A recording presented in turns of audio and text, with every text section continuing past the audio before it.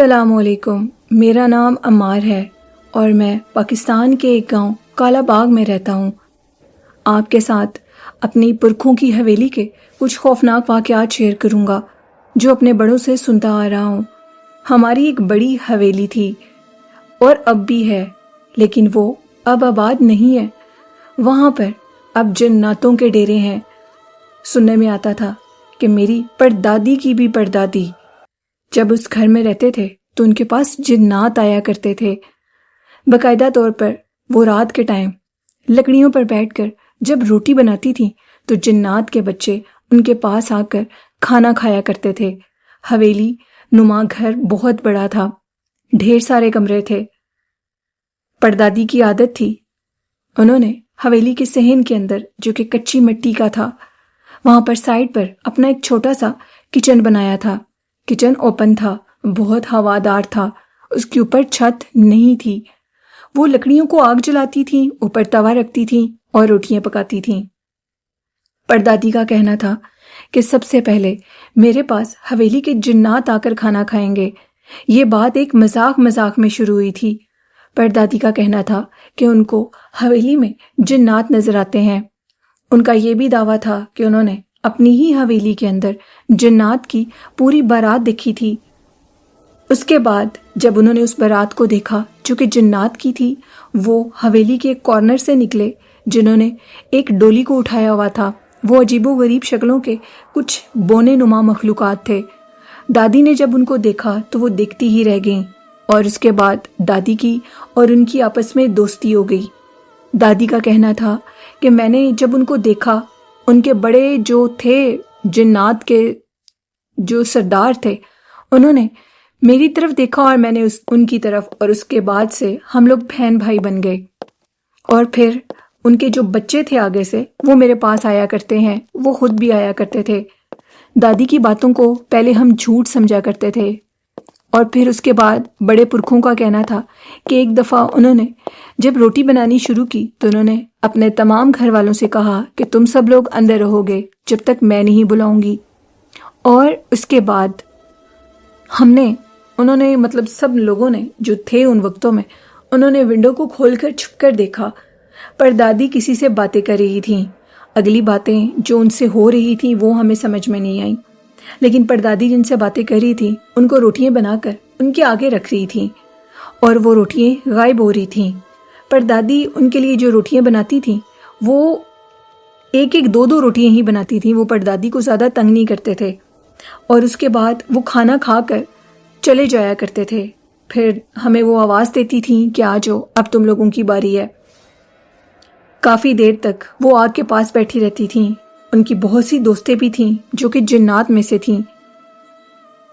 ان کی یہ کہنا تھا کہ جنات کی جو فیملیز ہیں وہ ان کے پاس آیا کرتی ہیں اور ان سے بات کیا کرتی ہیں۔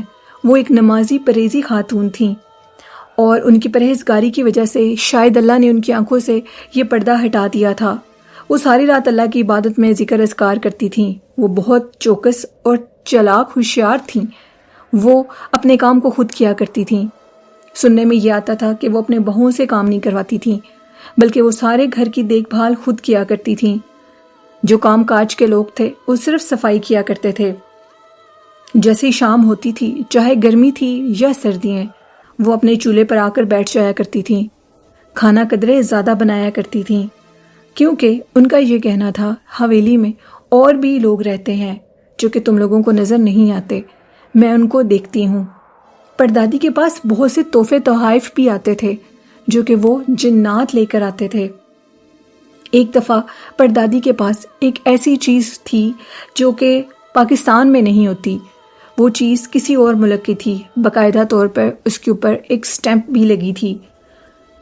جو پردادا تھے وہ اسے دیکھ کر حیران ہوئے اور انہوں نے کہا کہ یہ چیز تم نے کہاں سے لی ہے؟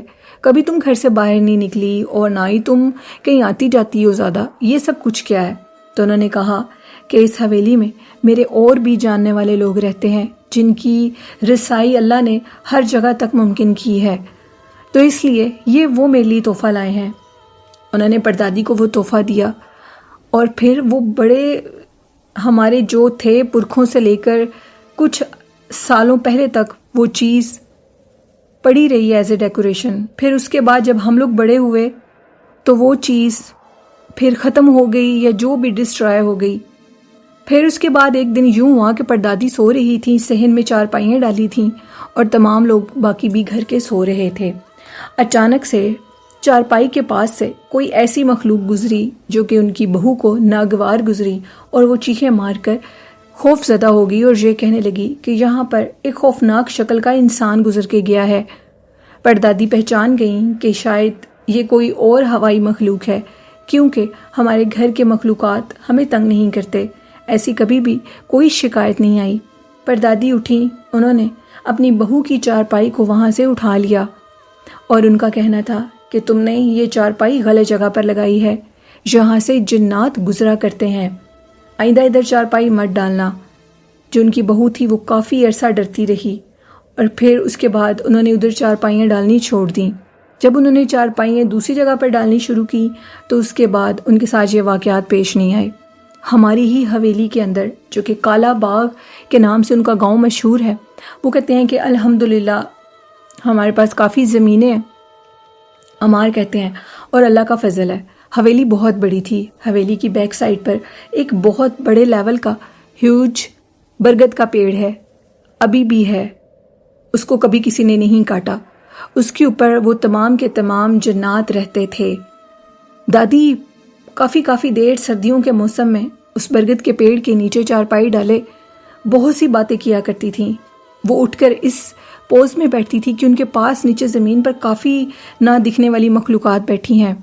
ایک دفعہ یوں محسوس ہوا کہ جیسے کوئی بچوں کی، عورتوں کی، مردوں کی ہنسنے کی آواز آئی تھی، جو کہ بڑوں نے یہ چیز سنی تھی. ان کے جو شوہر تھے میرے پردادا، وہ ان سے پوچھتے تھے کہ رئیسہ یہ تم کیا کرتی ہو؟ پردادی کا نام رئیسہ بیگم تھا.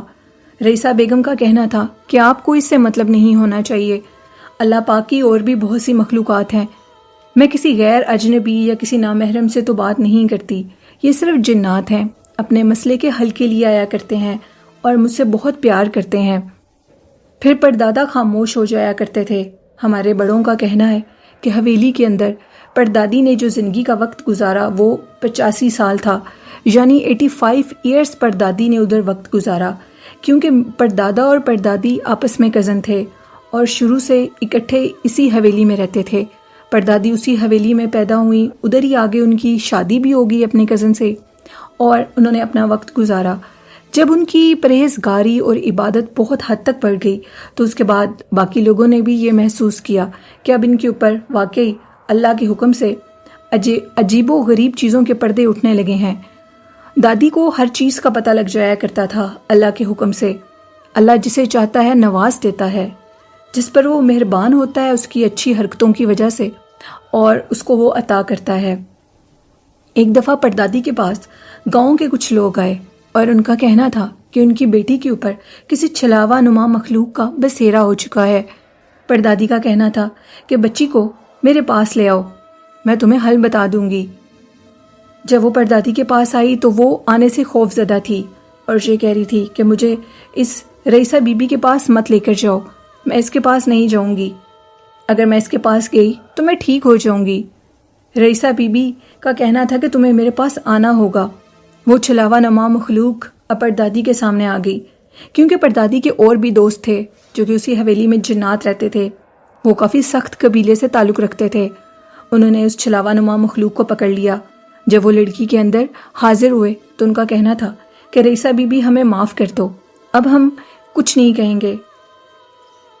جو اس لڑکی کو جن تنگ کر رہا تھا اس کا کہنا تھا اس کا بھی پورا قبیلہ آ چکا تھا. اب 2 قبیلے جنات کے آمنے سامنے تھے اور ان کا کہنا تھا کہ جو قبیلہ آپ کا دوست ہے وہ قبیلہ بہت سخت ہے اور ہم اس کی نافرمانی نہیں کر سکتے، اس لیے ہم لڑکی کو چھوڑ رہے ہیں.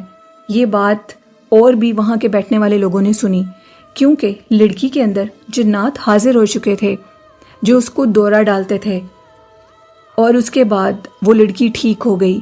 پورے گاؤں میں رئیسہ بی بی یعنی پردادی کی شہرت ہو گئی. کالے باغ میں یہ مشہور ہو گیا کہ ایک بہت پرہیزگار خاتون رہتی ہیں، اللہ ان پر مہربان ہے، اور اللہ نے اپنی مہربانی کی وجہ سے بہت سی مخلوقات کو ان کے اوپر مہربان کر دیا ہے. رئیسہ بی بی میری پردادی اب کالا باغ میں مشہور ہو چکی تھیں۔ ہماری حویلی اور ان کی جو ایک نام تھا، ان کی شہرت جو عبادت میں تھی، نیکی میں تھی، وہ مشہور تھی۔ بہت عرصہ پردادی نے بہت سے لوگوں کو اللہ کے حکم سے شفا اللہ سے لے کر دی۔ جنات ان کی مدد کیا کرتے تھے۔ ان کا کہنا تھا کہ وہ اندھیرے میں ڈرتی نہیں تھیں۔ ان کے ساتھ 2 جنات بچے ہوتے تھے جو ہر ٹائم پردادی کے ساتھ ہوتے تھے۔ وہ ان سے بہت پیار کرتے تھے۔ عمار کہتے ہیں یہ ایک پورا واقعہ ہے۔ کالا باغ کی اگر آپ ہسٹری جاننے پر آئیں اس گاؤں کی، تو ادھر آپ کو ان سے ریلیٹڈ سٹوریز ملیں گی۔ 85 سال کی ایج میں جب پردادی کی موت ہو گئی تو حویلی ایک دم خاموش ہو گئی۔ جہاں حویلی میں چہل پہل ہوتی تھی، گاؤں کے لوگوں کی آنا جانا تھا، وہ تمام سب کچھ چیزیں ادھر ہی ختم ہو گئیں۔ پردادا کی بھی ڈیتھ ہو گئی سال بعد۔ جو باقی لوگ تھے وہ آہستہ آہستہ شہروں کی طرف موو ہونے لگے۔ انہوں نے کالا باغ کو چھوڑ دیا اور پھر اس کے بعد حویلی بالکل ویران ہو گئی۔ حویلی تو ویران ہو گئی، لیکن وہاں پر جو اور مخلوقات تھی ان کے ساتھ پردادی کو دیکھا جاتا تھا۔ وہاں کے مقامی لوگوں کا کہنا تھا کہ ہم رات کے ٹائم اکثر ایک بوڑھی بی اماں کو دیکھتے ہیں، شاید یہ رئیسہ بی بی ہیں۔ ان کے ساتھ 2 بچے ہوتے ہیں اور وہ حویلی سے نکل کر اجاڑ یعنی کچھ کھنڈر تھے جن کی طرف وہ جا رہی ہوتی ہیں، ان کو دیکھ کر وہ ڈر جاتے تھے۔ یہاں تک کہ کالا باغ کے رہنے والے لوگوں نے حویلی کے راستے کو بند کر دیا کیونکہ وہاں پر رات کے ٹائم جنات کو دیکھا جاتا تھا۔ عجیب و غریب روشنیاں وہاں پر گھومتی ہوئی اور اوپر آسمان کی طرف سے نیچے آ کر غائب ہو جاتی تھیں، جس کی وجہ سے لوگ بہت زیادہ ڈر چکے تھے۔ ہماری حویلی کو بند کر دیا گیا۔ آج تک وہ حویلی ادھر ہے اور حویلی کے آثار ہیں، لیکن اب وہاں پر ہم لوگ رہتے نہیں ہیں۔ ہماری جو پردادی تھیں ان کی روح آج بھی ادھر ہے اور ادھر ہی رہے گی۔ شاید اللہ کا یہی حکم ہو، کیونکہ وہ اپنی حویلی سے پیار کرتی تھیں۔ وہ ان جنات کے ساتھ پیار کرتی تھیں جن کے ساتھ وہ ادھر رہتی تھیں۔ عمار کہتے ہیں کہ میں نے بھی اس حویلی میں جا کر دیکھا، حویلی کی جو آب و ہوا ہے وہ انتہائی تازہ اور پرسکون ہے۔ وہاں پر جا کر ایک دلی راحت ملتی ہے۔ میں نے جب اپنے بڑوں سے یہ کہانی سنی تو میرا بہت دل کیا کہ میں بھی جاؤں۔ میں گیا، میں نے فیل کیا وہاں کے کمروں میں ٹھنڈک کو۔ کہتے ہیں کہ جہاں پر گرمی کے موسم میں بھی زیادہ ٹھنڈک رہے اور جگہ بند ہونے کے باوجود ٹھنڈک رہے، وہاں پر ایسی اینٹیز ہوتی ہیں۔ مجھے محسوس ہو رہا تھا کہ پردادی ادھر ہیں، اور اسی رات مجھے خواب آیا، ایک بوڑھی عورت جن کو میں نے تو کیا میرے سے بڑوں نے بھی شاید نہ دیکھا ہو، مجھے خواب میں وہ نظر آئیں۔ وہ سفید لباس میں تھیں، ان کے بال سارے سفید تھے، اور وہ ایک روشنی ہاتھ میں پکڑے میری قریب آئیں اور کہنے لگیں کہ عمار بیٹا حویلی میں آیا کرو، اس کو آباد کرو۔ یہ خواب سن کر میں بہت حیران اور پریشان ہوا کہ صبح اٹھ کر گھر والوں کو کیا بتاؤں گا۔ شاید میرا ادھر جانا ان کو اس شک میں مبتلا نہ کر دے کہ میں جھوٹ بول رہا ہوں۔ تو میں نے اپنے ابو کو یہ خواب سنائی۔ میرے ابو کا کہنا تھا بیٹا میں تمہارے خواب کو سن کر ضرور اس پر غور کروں گا اور اپنی پردادی رئیسہ بی بی کی حویلی کو جلد آباد کرنے کی کوشش کروں گا۔ اور اس کے بعد ہم نے اس پر کام بھی کیا۔ کافی عرصہ ہم نے حویلی کی جو چیزیں تھیں ان کو ٹھیک کروایا اور باقی جگہوں کی بھی مرمت کروائی، لیکن کسی نہ کسی کام کی وجہ سے پھر یہ کام ملتوی ہو جاتا ہے۔ لیکن عمار کا کہنا ہے کہ بہت جلد ہم اپنی پردادی کی اس حویلی کو ٹھیک کروائیں گے اور آباد کریں گے، اور ضرور آپ کے چینل پر اس کی تصاویر بھی شیئر کروں گا۔ تقریباً وہ کہتے ہیں 7 سے 8 مہینے کا کام ہے جس سے حویلی دوبارہ آباد ہو جائے گی۔ بہت شکریہ عمار اپنی سٹوری شیئر کرنے کے لیے۔ تو یہ رئیسہ بی بی کی کہانی تھی۔ آپ کو کیسی لگی فیڈ بیک دیا کریں کمنٹ میں، اور چینل کو سبسکرائب کریں، چینل کو سپورٹ کریں۔ اور میرا ایک اور بھی چینل ہے جو کہ اسکیری اردو ٹیلز کے نام سے ہے، اس پر بھی میں خوفناک کہانیاں شیئر کرتی ہوں۔ کل سٹوری ادھر شیئر ہوگی۔ اللہ حافظ، اللہ نگہبان۔